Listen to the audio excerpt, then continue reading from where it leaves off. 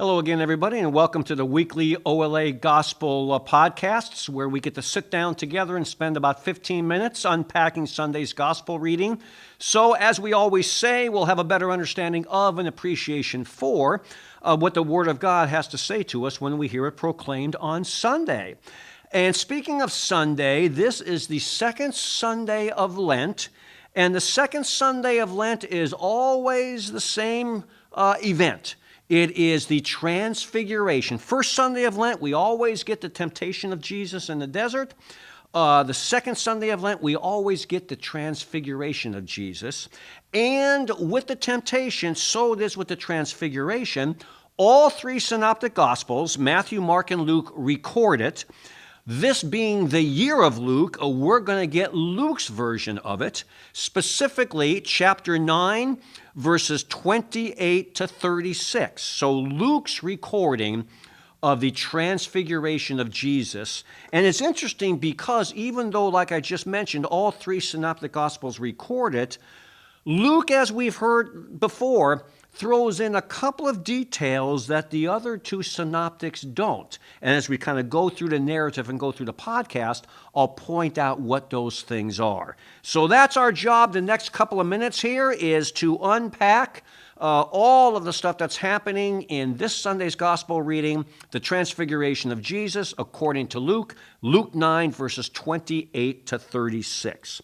So let's see how Luke starts recording this event.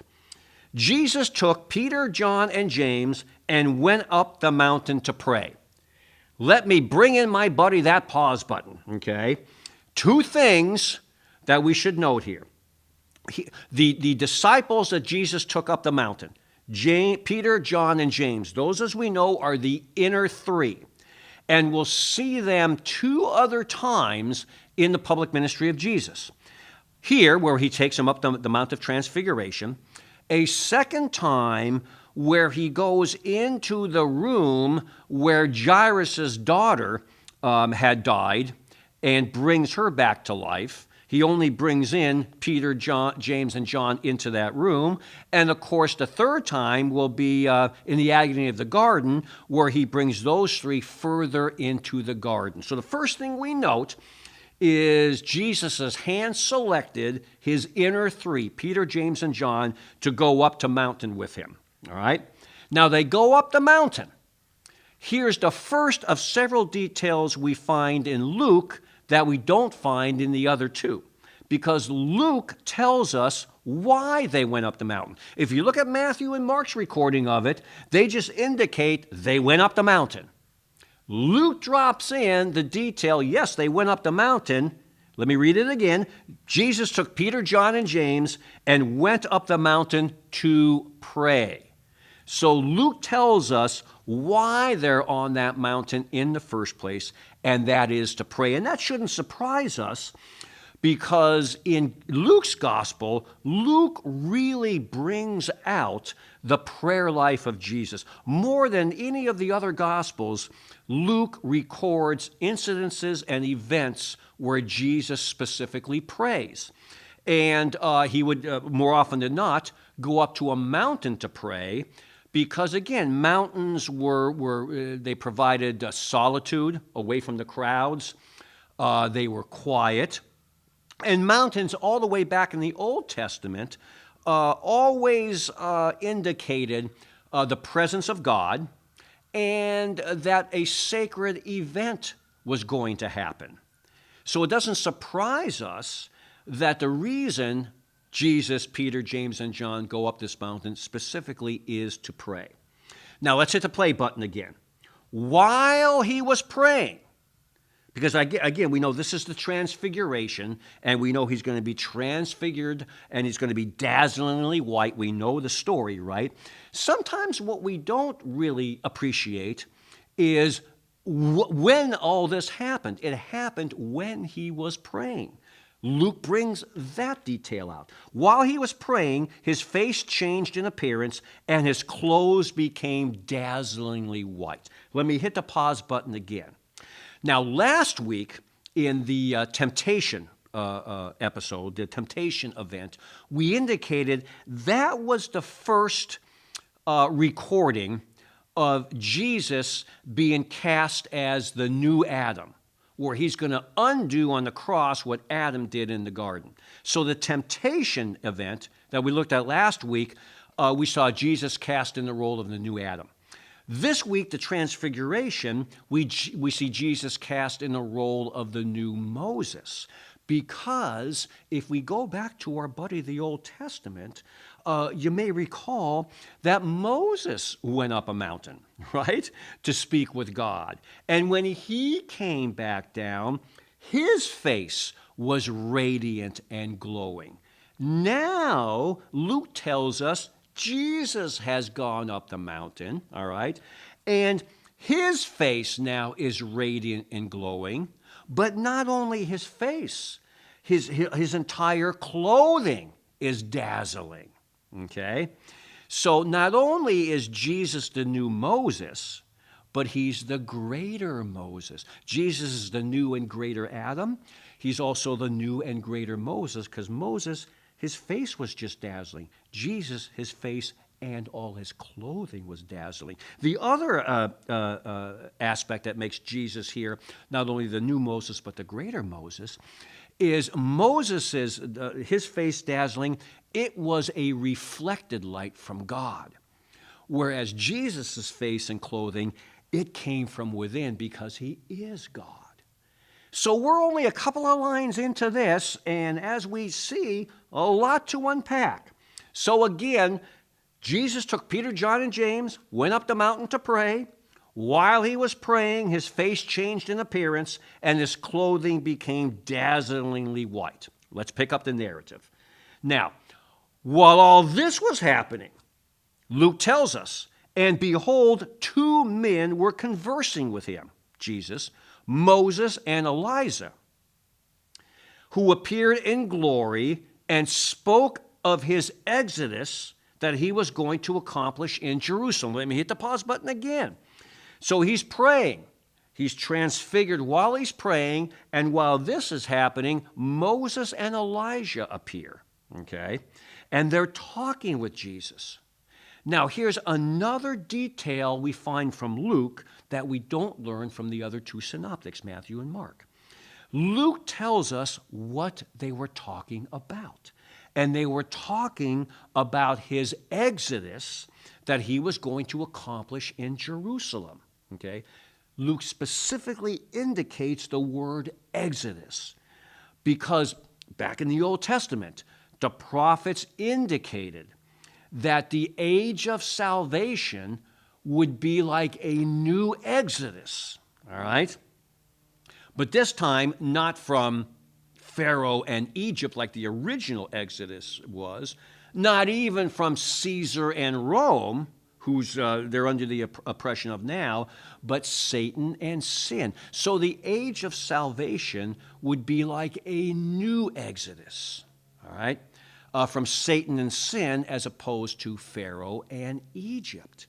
And when would this new Exodus be affected? It would be affected by Jesus in his passion, death, and resurrection, which is going to happen in Jerusalem. So Luke tells us that's what they were talking about. Okay? Now let's hit the play button again. Peter and his companions, James and John, had been overcome by sleep, but becoming fully awake, they saw his glory and the 2 men standing with him. So again, they had been overcome by sleep, but when they woke up, right, they saw Jesus transfixed, and they saw Jesus, Moses, and Elijah talking to each other. Now, let me hit the pause button real quick. They had been overcome by sleep. And you might be saying, why would they have been asleep? And now all of a sudden they wake up, they see Jesus transfixed, they see him talking with Moses and Elijah. Why would they have been asleep in the first place? Well, the thinking has always been that when Jesus went up to the mountain with them to pray, as we know in other instances, he would pray for hours on end, sometimes all night long. So if you're up for hours on end, all right, you're going to be a little sleepy. So that's always been the thinking of why Peter, James, and John had fallen asleep and now they've awoken, and they have this scene in front of them, right? Now, at this part, now imagine you're one of the three, Peter, James, and John, right? You go up the mountain to pray. You've been praying for a long time. You'll fall asleep. You'll wake up, and there's Jesus transfigured, dazzlingly white, and he's talking with Moses and Elijah, right? And this is unfolding right in front of you. It's almost to the point where, okay, somebody's got to say something. We got to have some kind of a reaction. And more often than not, our buddy Peter kind of speaks for the rest of the disciples. And more often than not, when Peter does speak for the rest of the disciples, good old Peter, I love him. A lot of times he'll blurt out something, or he'll put his foot in his mouth. And this is a case where Peter is, I would imagine, so amazed at what he's witnessing here, he figures he's got to say something right. So he blurts something out, right? And what he blurts out, the first part he's doing okay. The second part is going to be very problematic, all right? But you got to give Peter a little slack, because if all of a sudden you woke up and you saw this unfolding in front of you, what might you have said? You might have blurted out the first thing that came to your mind, right? Well, that's kind of what Peter does. So let's see what Peter blurts out, okay? Peter and his companions had been overcome by sleep, but becoming fully awake, they saw his glory, Jesus transfigured, and the two men standing with him, Elijah and Moses. As they were about to part from him, Peter said to Jesus, and here's what Peter blurts out, "Master, it is good that we are here. Let us make 3 tents, one for you, one for Moses, one for Elijah." And then Luke drops in a kind of a parenthetical comment, but he did not know what he was saying, indicating that Peter blurted this out, but he really didn't know the significance of what he was saying, okay? So let's take a look at both halves of what Peter blurted out, the non-problematic part and the problematic part. The first part, "Master, it is good that we are here." Now, it is good that they're there, okay? They've gone with Jesus to the mountain to pray. They've seen Jesus transfixed. They see him talking to Moses and Elijah about him leading the new Exodus. And the fact that they're there witnessing it, it is good. So the first part, not problematic. "Master, it is good that we are here." Now here's where Peter goes a little off the rails, okay? He says, "Let us make 3 tents, one for you, one for Moses, one for Elijah." Now, there's 2 problems with the second half of his blurting out, right? And you might say, "Well, Charles, let us make 3 tents, one for you, one for Moses, one for Elijah. That doesn't sound problematic. That doesn't sound like any big deal at all." Until you consider 2 things, okay? Let us make 3 tents, all right? One problematic aspect is that, Peter's saying, look, you're transfigured, Jesus. We got Moses and Elijah here. We're having, if we use kind of modern day parlance, right? We're having this mountaintop experience. And if you've ever spiritually had a mountaintop experience, it feels great. You don't want it to end, right? And that's kind of what scholars and theologians have kind of indicated kind of what might have been in Peter's mind. That this is great. We're up here having akin to a mountaintop experience, right? And we want it to we don't want it to end. We want to stay up here forever. Well, mountaintop experience do end, and you got to go back to your normal life and everything that all the vicissitudes of it, right? The trials, the tribulations, the setbacks, the obstacles, right? So that's one problem. The other problem is when Peter says, "Let us build 3 tents, one for you, Jesus, one for Moses, one for Elijah." He's putting Jesus on the same level as Moses and Elijah. They each are getting a tent, okay? So when Moses says, "Let's make a tent for you, Jesus, another one for Moses, and another one for Elijah," even though Peter doesn't know what he's saying, this is not really what he meant, okay? He's inadvertently, unknowingly putting Jesus on the same level as Moses and Elijah. And granted, Moses and Elijah were two huge Old Testament figures. But Jesus is God, right? And there's really no comparison there.